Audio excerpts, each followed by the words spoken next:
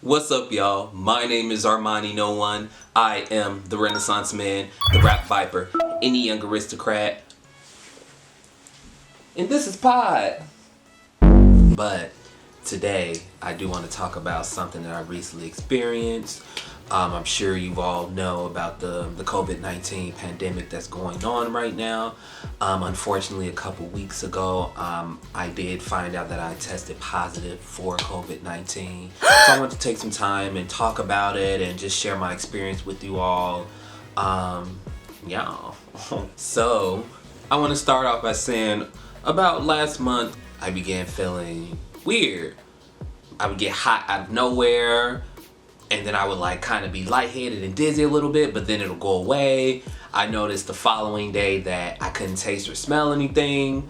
How did I find that out? Was I was eating oranges, right?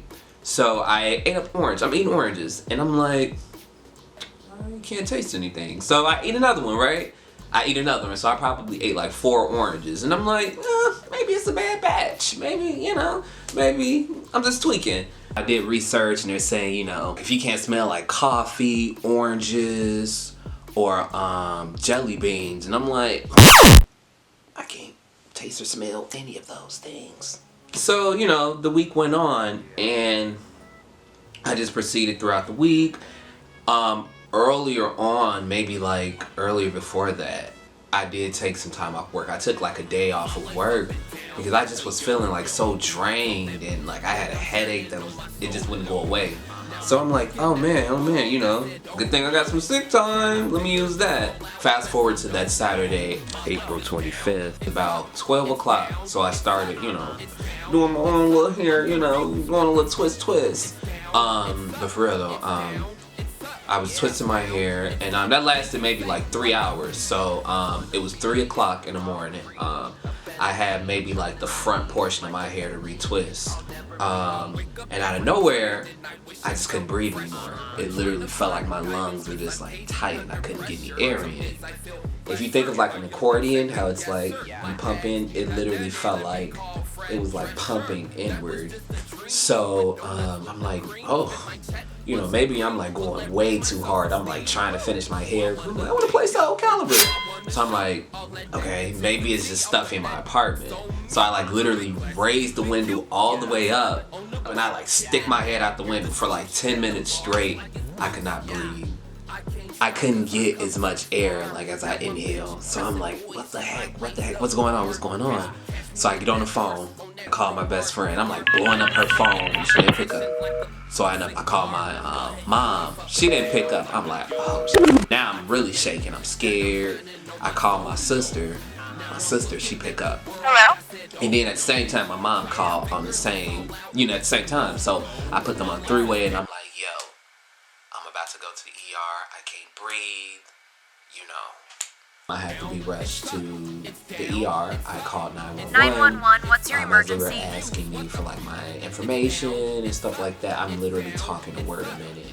I'm like, what's your name? My name is literally I was not getting any airflow. So they're asking me, have you come into contact with anybody that had the virus?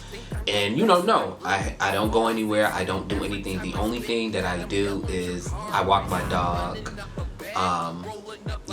I take him out for a walk, but I always wear my mask and my gloves and stuff like that. The operator, she told me, I want you to, first of all, put on your face mask, go wash your hands, and go stand out in front of your building. Because if you fall out in there, they're gonna have to break those doors down.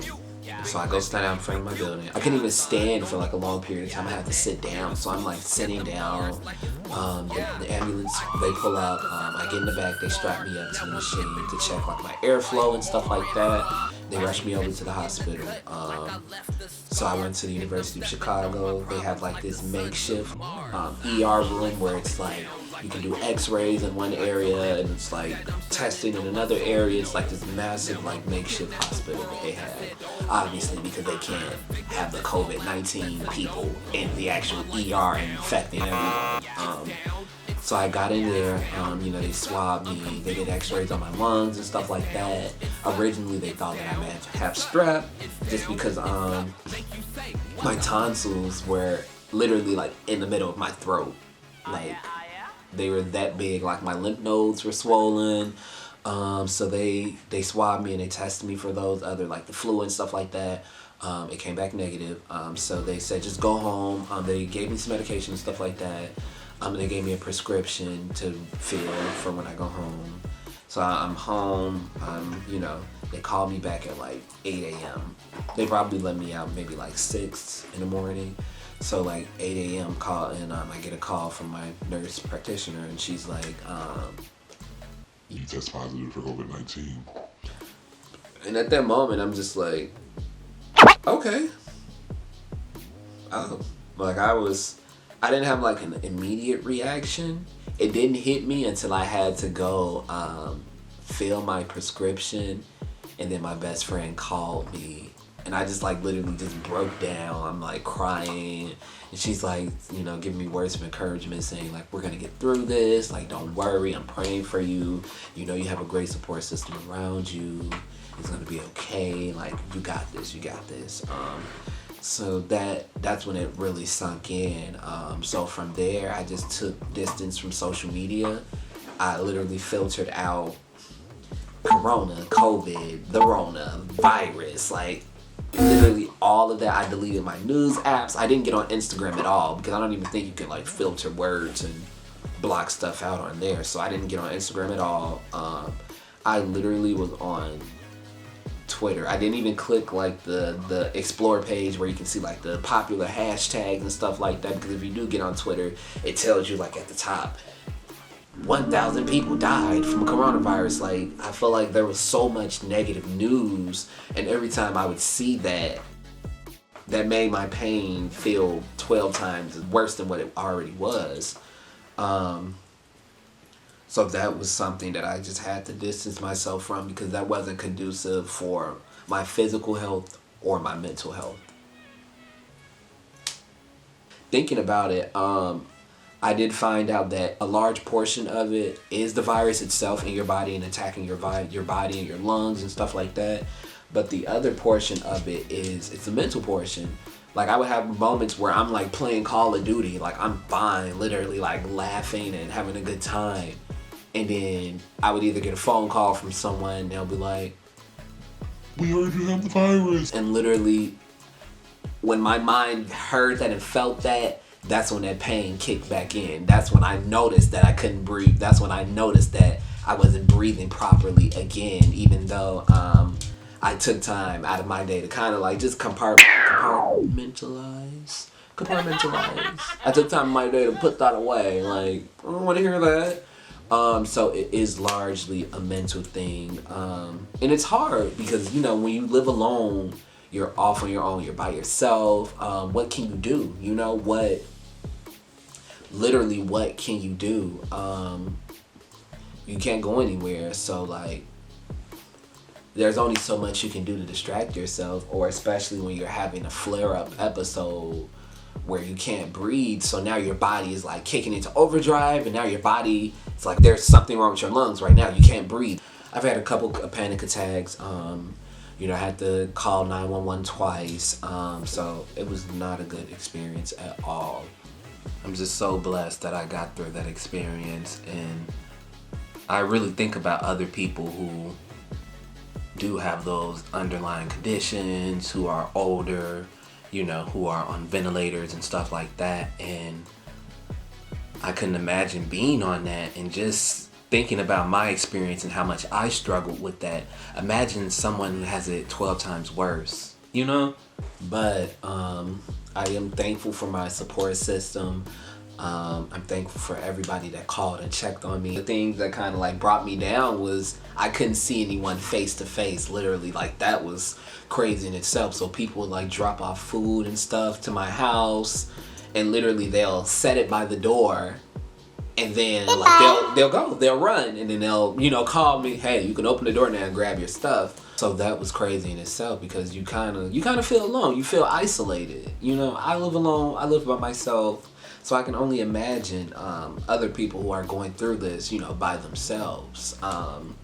So I just have to constantly remind myself that you're gonna get through this. So I believe I have like a great support system. I'm thankful for people that prayed for me and for people that kept me in their thoughts and their hearts. Like, I really appreciate that. That love definitely kept me going. Because there were moments where in the middle of the night, like literally, I would have to tell myself to keep breathing because it was getting harder and harder to breathe. And I'm like, I don't want to be in a hospital on a ventilator. Like, I'm praying. I'm literally praying every night. And I don't have any underlying conditions. I'm perfectly healthy, or so I thought. Like, I work out often. I eat well. Like, I have a healthy diet. This body is snatched, okay? But for real. Like, you know, I take care of myself. So when it hit me, I'm like, damn. And it's so funny, like, hearing everybody and talking to everybody about the situation, because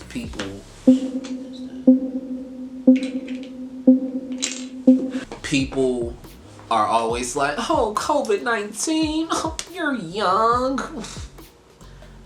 Fast forward to that Saturday, and then that following Wednesday where I had to call 911 again because I couldn't breathe. So it's not a joke. It's not funny. It's not a game. Everybody just need to be careful. It's so crazy that, you know, it reached me because back in January when we saw all of this developing, I'm like, oh, it's on the other side of the world. I literally thought, like, is this it for me? Is this the end? This is how, you know, I'm gonna go out. Throughout the day, I'll be fine. And 10 o'clock will roll around and literally, like, the pressure will, like, sink in on my lungs. And, you know, I was doing steaming treatments where I put garlic, orange peels, lemon, salt, and ginger inside of a pot and like kind of just sat my head over it whenever I felt like there was too much blockage inside of me. I did that. I would like steam in the shower. That definitely helped.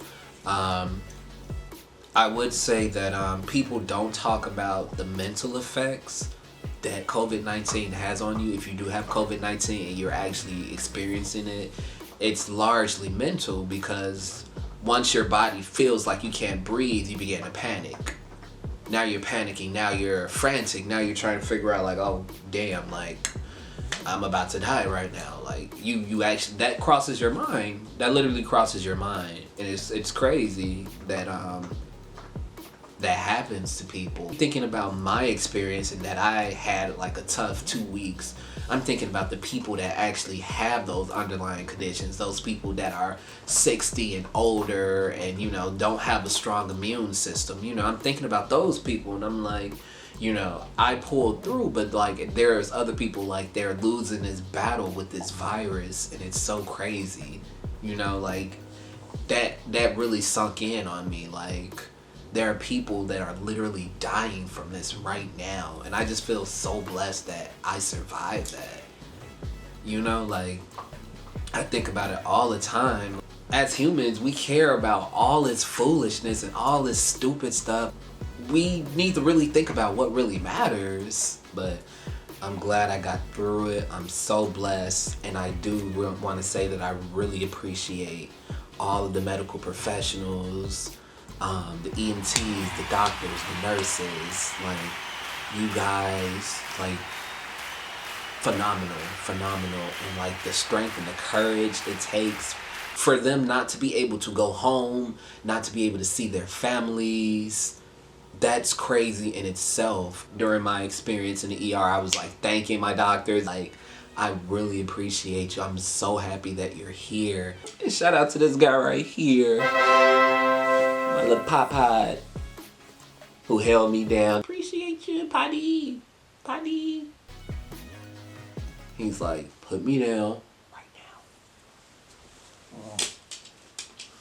Hey guys, my name is Armani No.1. I am the Renaissance Man, the rap viper, any young aristocrat, and I just want to thank you for taking time out of your day to hear me blab about my experience, you know?